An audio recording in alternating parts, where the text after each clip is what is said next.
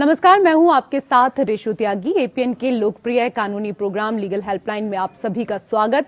इसमें हमारे कानूनी विशेषज्ञ रोजमर्रा की जिंदगी की समस्याओं से जुड़े कानूनी मसलों पर आपकी शंकाओं का समाधान करते हैं। आज हम आपको हिंदू विवाह कानून के बारे में जानकारी देंगे। हिंदू विवाह अधिनियम 1955 में संसद द्वारा बनाया गया था। इस अधिनियम का मुख्य उद्देश्य हिंदू विवाह कानूनों में संशोधन और संहिताबद्ध करना है, जिससे कि हिंदुओं के सभी वर्गों के लिए शादी से जुड़े कानून में एक रूपता आए। अधिनियम में डिवोर्स संबंधित प्रावधान भी शामिल हैं। अधिनियम वैध विवाह के लिए शर्तें, पति पत्नी के अधिकार और दायित्व और तलाक के लिए आधार तय करता है। ये कानून 1955 में अधिनियमित हुआ है और ये हिंदू, बौद्ध, जैनियों और सिखों के अलावा किसी भी ऐसे व्यक्ति पर लागू होता है जो मुस्लिम, ईसाई, पारसी या यहूदी नहीं है। हिंदू विवाह कानून से जुड़ी तमाम काम की बातों पर विस्तार से जानकारी देने के लिए हमारे साथ आज कानूनी विशेषज्ञ अधिवक्ता नवीन पांडे जी हैं। सर, बहुत बहुत स्वागत आपका हमारे खास कार्यक्रम में।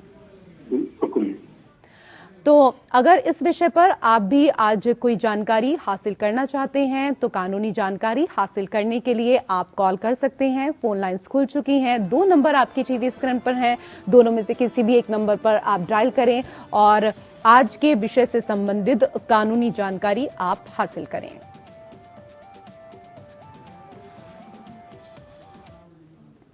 सर, सबसे पहले हमारे तमाम दर्शकों को ये बताइए कि हिंदू मैरिज एक्ट में हिंदू की परिभाषा क्या है? कौन कौन से समुदाय कानूनी तौर पर हिंदू कहलाते हैं? वैसे भी यदि हिंदू विवाह अधिनियम की बात करें जी, तो सेक्शन 2 में किन किन लोगों के ऊपर यह अधिनियम लागू होता है, ये चीज विस्तार से वहां पर वर्णन किया गया है। सेक्शन 2 को यदि हम देखें तो हिंदू की परिभाषा में वे लोग आते हैं जो धर्म से हिंदू है। अब धर्म से हिंदू कहने का तात्पर्य जिनके माता पिता दोनों ही हिंदू हैं, है ना। इसमें जो वीर शैव लिंगायत होते हैं या ब्रह्म समाजी होते हैं या ऐसे लोग जो प्रार्थना समाज को मानते हैं या आर्य समाज को मानने वाले अनुयायी, ये सारे लोग हिंदू की परिभाषा में सम्मिलित किए गए हैं। साथ ही साथ कोई भी व्यक्ति यदि वो बौद्ध धर्म, जैन धर्म या सिख धर्म का पालन करता है तो वह भी हिंदू है। और यदि कोई व्यक्ति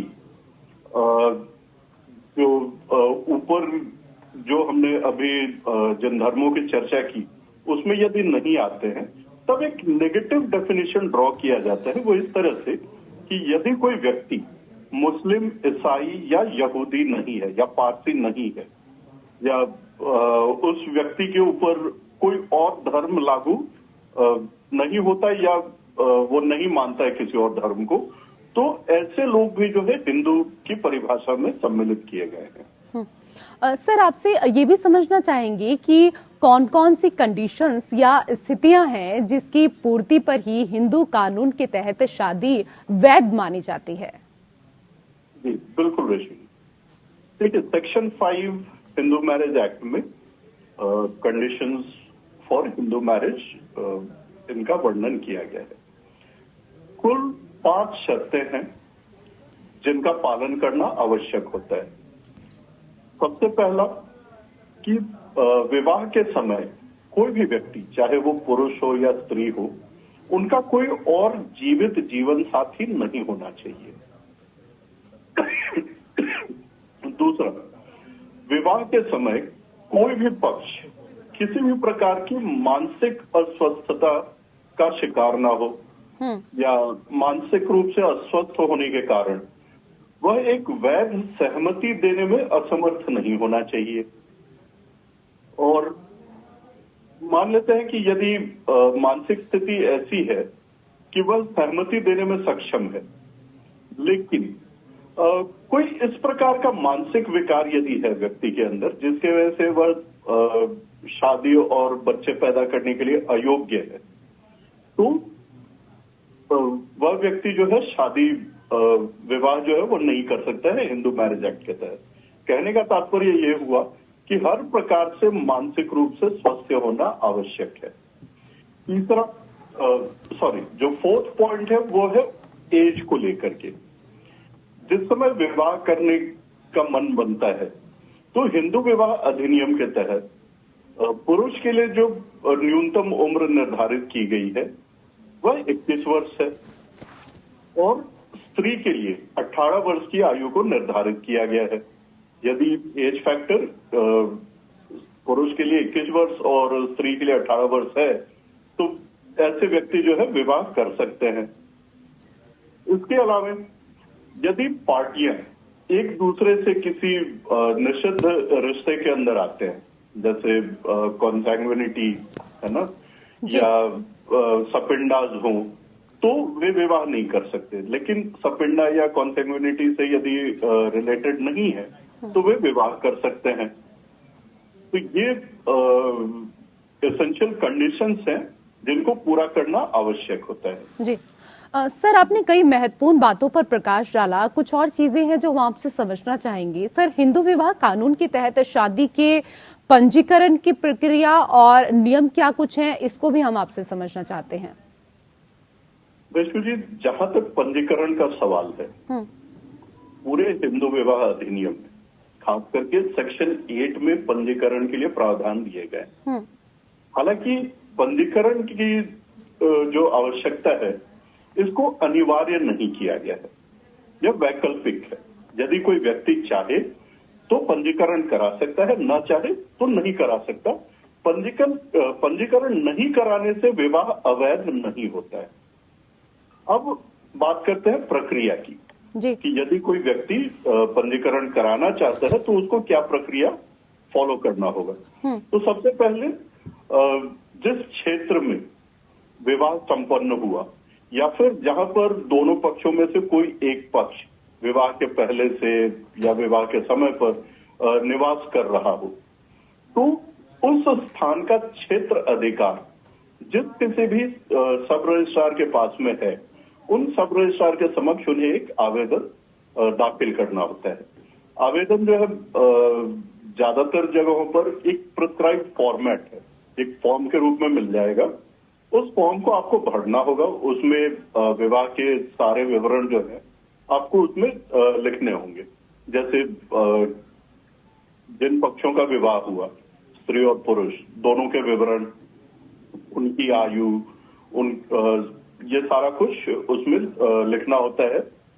साथ ही साथ इस आवेदन फॉर्म के साथ में विवाह के जो भी अलग अलग फंक्शंस हुए हैं, कम से कम 2 फोटोग्राफ्स उसके साथ अटैच करना होता है। साथ में शादी का यदि इनविटेशन कार्ड है तो उसको भी लगा सकते हैं। दोनों पक्षों को अपने अपने उम्र का प्रमाण पत्र वो भी अटैच करना होता है। साथ ही एड्रेस प्रूफ, जहां भी दोनों पक्ष निवास कर रहे हैं उनका जो भी एड्रेस प्रूफ हो वो भी लगाना होता है। और एक एफिडेविट दोनों पक्षों को देना होता है, जिस एफिडेविट में वे मेंशन करते हैं कि उनकी मानसिक स्थिति ठीक है और किसी प्रकार की निषेध की हुई रिश्ते की डिग्री में वे नहीं आते और सपिंडाज नहीं है। ये सारी बातों को उनको एफिडेविट में लिख करके कहना होता है और इसको फॉर्म के साथ में अटैच करना होता है। जो शुल्क प्रिस्क्राइब्ड है वो शुल्क का भुगतान करें और आवेदन करें। सब रजिस्ट्रार जो है वो रजिस्टर करेंगे विवाह को। जी सर, आपसे ये भी समझना चाहेंगे, अगर शादी किए हुए जोड़े में सामंजस्य नहीं बन पाता है तो क्या उपचार कोई उपलब्ध है? जी देखिए, विवाह यदि है तो आवश्यक नहीं है कि हर बार सामंजस्य बनेगा ही। असामंजस्य की भी स्थिति कई बार उत्पन्न हो जाती है। ऐसे में इनका उपचार होना भी आवश्यक है। तो हिंदू विवाह अधिनियम के तहत सबसे पहले तो एक है रेस्टिट्यूशन ऑफ कॉन्जुगल राइट्स, जो कि वैवाहिक संबंधों को रिस्टोर करने का प्रावधान है। मान लेते हैं यदि कोई पक्ष किसी प्रकार के असामंजस्य या किसी प्रकार के घरेलू विवाद की वजह से घर छोड़ के चला जाता है और बिना कारण चला जाता है, बिना बताए चला जाता है, तो ऐसी स्थिति में जो पीड़ित पक्ष है, जैसे मान लेते हैं पति घर छोड़ के चला जाता है बिना कारण, तो पत्नी रेस्टिट्यूशन ऑफ कॉन्जुगल राइट्स के लिए एक आवेदन कुटुंब न्यायालय में दायर कर सकती है। और वहां पर जब भी दूसरा पक्ष जब पेश होता है कोर्ट के समक्ष, तो उनको ये दिखाना होता है कि वे यदि घर छोड़ करके गए हुए हैं तो अकारण नहीं गए हुए हैं, उनके पास में वैलिड रीजंस है। यदि वैलिड रीजन से ये प्रूव नहीं कर पाते हैं तो court restitution of conjugal rights के लिए ऑर्डर पास करती है, जिसके बाद जो पक्ष घर छोड़ के गया हुआ है उसको वापस आकर के और वैवाहिक संबंधों का निर्वाह करना होता है। कई बार परिस्थितियां ऐसी भी होती हैं कि वैवाहिक संबंधों का निर्वाह नहीं किया जा सकता है साथ साथ रह के, थोड़ा समय देने की आवश्यकता होती है दोनों को अलग रहने के भी निर्देश दिए जा सकते हैं, तो इसलिए जुडिशियल सेपरेशन के भी प्रावधान है। अब जुडिशियल सेपरेशन का मतलब ये नहीं है कि दोनों पक्षों का विवाह समाप्त हो गया, विवाह बरकरार रहता है, बस वे अलग अलग रह रहे होते हैं और अलग रह करके उन्हें प्रयास करने का मौका दिया जाता है कि वे अपने संबंधों को सुधार सके जी। और यदि ये दोनों उपाय कारगर सिद्ध नहीं होते हैं तो उस स्थिति में डिवोर्स का भी प्रावधान है। काफी सारे ग्राउंड्स हैं जिनके आधार पर दोनों पक्ष एक दूसरे से डिवोर्स के लिए भी अर्जी लगा सकते हैं कुटुंब न्यायालय। सर, हमारे दर्शकों को ये भी बताएं कि हिंदू विवाह कानून के तहत डिवोर्स के क्या नियम हैं और किन हालातों में तलाक मिल सकता है। देखिए, हिंदू विवाह अधिनियम के तहत यदि डिवोर्स की बात की जाए तो 3 ऐसी परिस्थितियां हैं, 3 ऐसे सिद्धांत हैं जिनके तहत तलाक के लिए आवेदन किया जा सकता है। सबसे पहला है दोष सिद्धांत। दोष सिद्धांत के तहत जब कोई एक पक्ष किसी प्रकार के वैवाहिक अपराध का उत्तरदायी होता है तो पीड़ित पक्ष ऐसे अपराधों के विरुद्ध तलाक के लिए आवेदन कर सकता है। दोष सिद्धांत के तहत कौन कौन से ग्राउंड्स हैं, जैसे कोई व्यक्ति व्यभिचार में लिप्त होता है या दूसरे पक्ष पर क्रूरतापूर्ण व्यवहार करता है या कोई पक्ष दूसरे पक्ष का परित्याग कर देता है या फिर धर्म परिवर्तन कर लेता है या मानसिक रूप से अस्वस्थ है और इस हद तक मानसिक रूप से अस्वस्थ है कि उस व्यक्ति के साथ वैवाहिक जीवन का निर्वाह करना मुश्किल हो जाता है, या वह व्यक्ति किसी प्रकार के कुष्ठ रोग, गुप्त रोग या किसी प्रकार के संक्रामक रोग से ग्रस्त है, या कोई व्यक्ति मान लेते हैं यदि दाम्पत्य अधिकारों की पुनर्स्थापना के लिए डिक्री पारित की गई हो और जिस व्यक्ति के खिलाफ यह डिक्री पारित की गई है वह डिक्री के पालन नहीं करता है, तो ये होते हैं दोष सिद्धांत। यहां पर एक पक्ष ने कुछ न कुछ गलत किया हुआ है, तो पीड़ित पक्ष के पास में ऑप्शन होता है कि इन ग्राउंड्स पर डिवोर्स के लिए अप्लाई कर सके कोर्ट में। इसके अलावा जो दूसरा कॉन्सेप्ट है, जो दूसरी थ्योरी है, वह है आपसी सहमति से। आपसी सहमति में दोनों ही पक्ष जब ये समझ लेते हैं कि वे एक साथ नहीं रह सकते, उनके बीच में आपस में कोई सामंजस्य नहीं है और वैवाहिक जीवन को आगे ले जाना उनके लिए संभव नहीं है या उचित भी नहीं है, तो ऐसी स्थिति में दोनों पक्ष आपसी सहमति से भी डिवोर्स बाय म्यूचुअल कंसेंट ले सकते हैं। जो तीसरा सिद्धांत है वह है कि जब विवाह में संबंध इस हद तक बिगड़ जाए, दोष चाहे जिस किसी का भी हो या फिर हो सकता है दोनों का ही हो, लेकिन विवाह जो वैवाहिक संबंध है वह इस हद तक टूट चुका है कि उसको वापस से ठीक कर पाना असंभव है, तो ये अपूर्णीय तरीके से वैवाहिक संबंधों का टूट जाना कहते हैं इस सिद्धांत को। तो इस स्थिति में भी डिवोर्स के लिए आवेदन किया जा सकता है। ये 3 सिद्धांत हैं जिसके तहत डिवोर्स के लिए अप्लाई किया जा सकता है कोर्ट में। जी सर, आपसे ये भी समझना चाहेंगे, अगर पति या पत्नी शादी के बंधन से अलग होकर रहते हैं तो दाम्पत्य की पुनर्स्थापन या रेस्टिट्यूशन ऑफ कंजुगल राइट्स का मामला बनता है, इसे समझाएं और इसके तहत दोनों पक्ष पर क्या कुछ कानूनी जिम्मेदारियां आती हैं। देखिए, जब कोई भी स्त्री और पुरुष जब वो हिंदू धर्म के मानने वाले होते हैं और उनका विवाह होता है, तो हमारे यहाँ पारंपरिक मान्यता है कि विवाह कोई कॉन्ट्रैक्ट नहीं है, ये कोई संविदा नहीं है, बल्कि एक संस्कार है। और संस्कार है तो बहुत सारी जिम्मेदारियां भी हैं। विवाह करने का मतलब ये नहीं होता है कि आज विवाह किया, कल विवाह विच्छेद किया और फिर बिल्कुल फ्री होकर के घूम रहे हैं। वैवाहिक जीवन के अंदर बच्चों को लेकर के भी जिम्मेवारियां होती हैं। दोनों पक्षों के एक दूसरे के प्रति अधिकार और दायित्व होते हैं। तो हिंदू मान्यताओं में विवाह को हर तरीके से उसको चलाने का प्रयास किया जाता है और यही चीज हमारे हिंदू विवाह अधिनियम में भी इस चीज को कंटिन्यू करने का प्रयास किया गया है।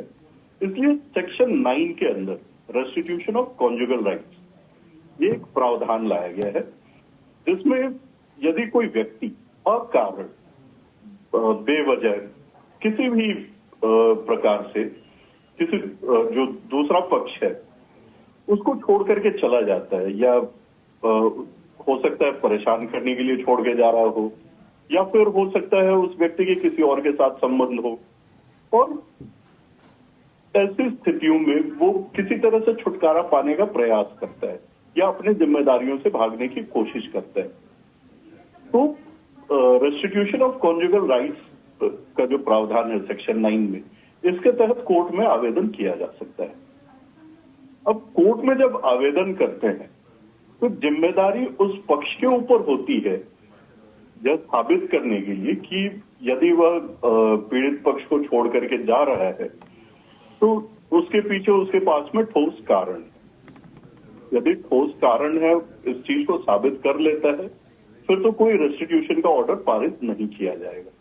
लेकिन यदि वह व्यक्ति इस बात को साबित नहीं कर पाता है कि उसके पास में कारण है, तो फिर रेस्टिट्यूशन ऑफ कॉन्जुगल राइट्स का ऑर्डर पास किया जा सकता है। क्योंकि देखिए, विवाह के अंदर सबसे बड़ी क्षति जो होती है वह बच्चों को होती है, क्योंकि बच्चों को दोनों ही पेरेंट्स का सानिध्य उनके संपूर्ण और सर्वांगीण विकास के लिए आवश्यक होता है जी। इसलिए ये रेस्टिट्यूशन ऑफ कॉन्जुगल राइट्स का जो प्रावधान है वो इस चीज के लिए है कि लोग अपनी जिम्मेदारियों को समझे, वैवाहिक जिम्मेदारियों का निर्वाह करें। जी सर, आज के विषय पर हमारे तमाम दर्शकों को इतनी अहम जानकारी देने के लिए आपका धन्यवाद। और इसी के साथ हमारे खास कार्यक्रम लीगल हेल्पलाइन में मेरे साथ फिलहाल इतना ही। नमस्कार।